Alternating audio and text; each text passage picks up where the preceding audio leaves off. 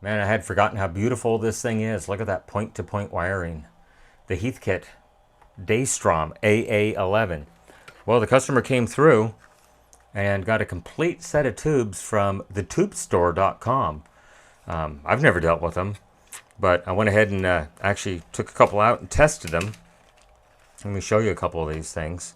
They're all tested. They have a number on the bottom here, 92. So all of those 12 AX7s are all 92, and then the 12 AT7s are 50, and they all test extremely close to what the company says they're testing at. So we open a 12 AX7, and if I can get it to come out of the box peacefully. Take a look at that. They even have it printed on the tube, thetubestore.com. Oh yeah, well the jerk store called and they're running out of you. So I'm not sure who builds these. Look at that. It's actually inkjet printed on the tube. It's a tube. So we'll put that guy back in that box, and then we'll open one of these. Now these are claimed to be from April of 1988. There's some of the details on it right there.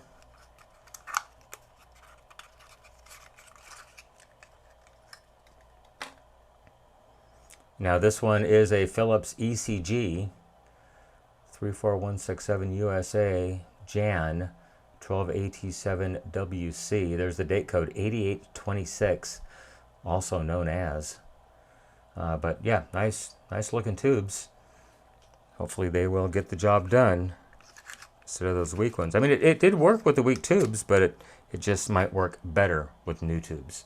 So I'm going to flip this thing over, and we'll install the tubes. One moment.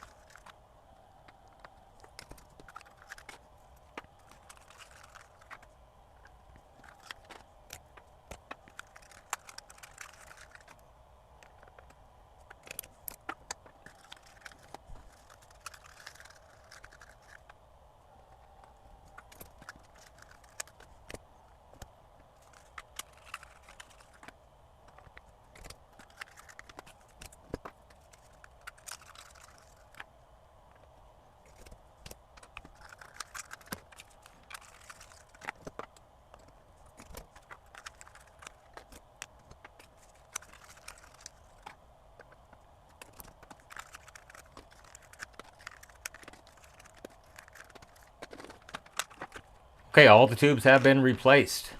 So I think the only other thing we needed to do on this unit was there was a problem up here on the front, and I believe it was the stereo mono switch was wired backwards, and I was not going to pull the whole front off of this unit, so I was just going to go ahead and let's move this around so you can see it.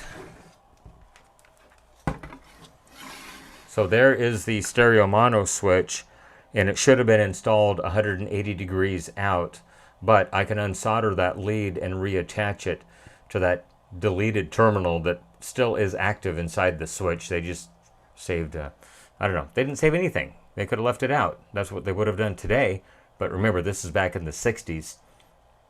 So stereo, according to the front panel, should be to the right, and mono should be to the left. And so we'll do this in real time, trust issues and everything. So yes, mono is to the right and stereo is to the left, according to the way it's wired, or the way it should be. So if I put it in the stereo mode, it should bridge only the two left terminals and not the two right terminals, or the center and the right, I should say, and center and left. So let's go ahead and get that taken care of, and then fire this thing up, put some music through it, and I think customer's going to be very happy. One moment.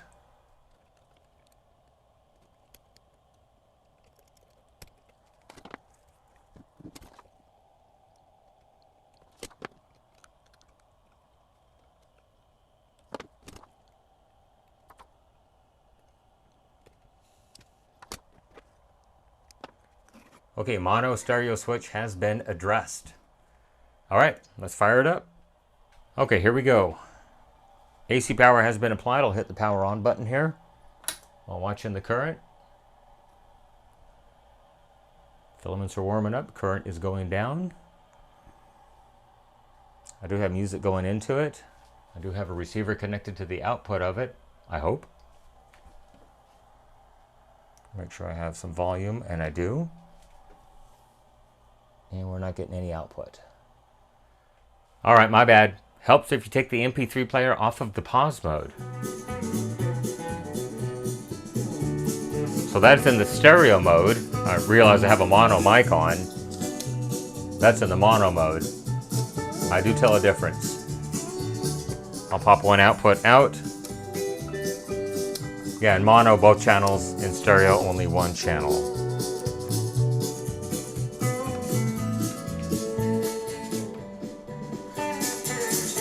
Treble. Bass. I think I got my bass turned down on my receiver. Oh yeah, I do. Okay, big difference.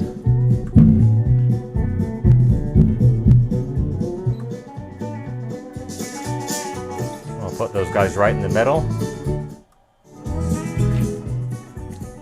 And next, all we need to do is check the voltages on those 68K resistors, I believe, from last time.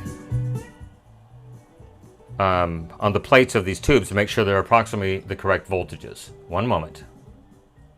Okay, so according to the schematic on pin 1 of V8A and V9A, I should get, well, between 100 and 109 volts according to the schematic. So I've got the tubes zoomed in right here. Let me get a meter set up where you can actually see it. Move it over here just a little bit. So I'm not sure which one is V8 and V9, but this is pin 1 right here. And so I do get 116 on one of the tubes. And I see 119 on the other tube. It just might be that my AC voltage is a little bit high. I've got it up to about 125. I did turn it down a little bit. So 110 and 115. I'm perfectly happy with that. They're not imbalanced as they were before. All the tubes are working great. This thing sounds awesome. Get something with a little bit more highs in it here.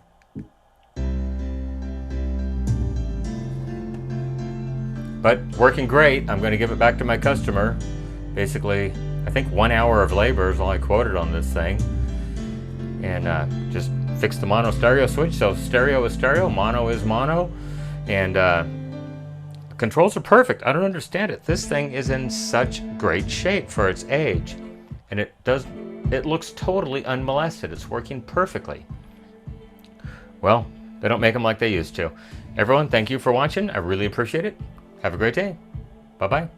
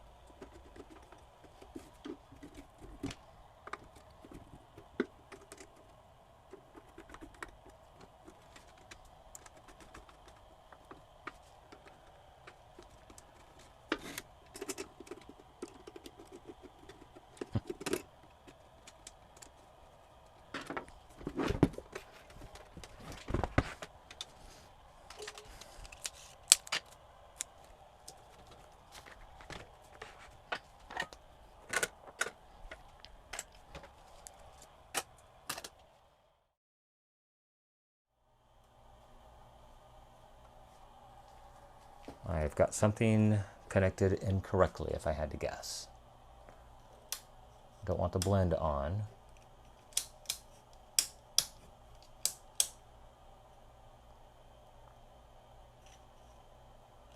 Yep, everything looks good. Make sure I'm going into the right input over here. I think we're going into auxiliary. Yeah, I've got nothing. Okay, one moment.